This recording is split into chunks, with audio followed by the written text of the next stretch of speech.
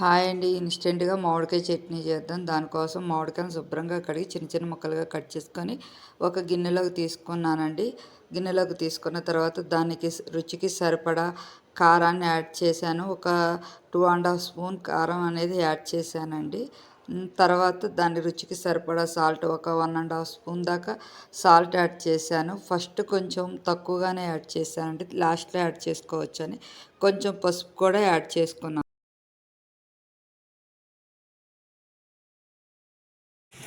ఈ పసుపు, ఉప్పు, కారం యాడ్ చేసి బాగా కలుపుకోవాలండి మామిడికాయ ముక్కలకి. పసుపు, ఉప్పు, కారం కలిపిన తర్వాత ఆయిల్ యాడ్ చేస్తున్నానండి. ఫస్ట్ కొంచెం యాడ్ చేస్తే సరిపోతుంది.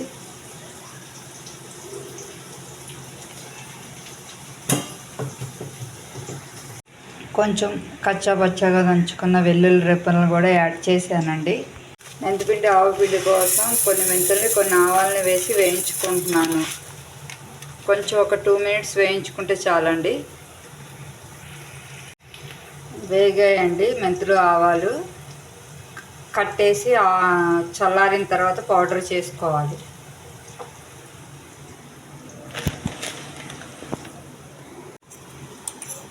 ఒక స్పూన్ మెంతిపిండి, ఆవపిండి అండి యాడ్ చేస్తున్నాను.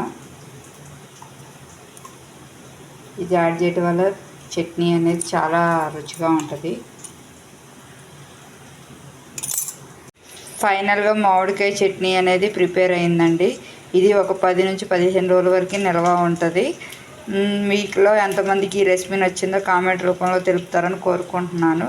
నా ఛానల్ లైక్ చేసి సబ్స్క్రైబ్ చేస్తారని కోరుకుంటున్నాను. Thank you. ఈ చట్నీ అనేది రేపు సాయంత్రం నుంచి చాలా టేస్ట్గా ఉంటుందండి. పట్టిన రోజు కంటే తెల్లారి ముక్కకి ఉప్పు, కారం అన్నీ నూనె బట్టి చాలా రుచిగా ఉంటుంది.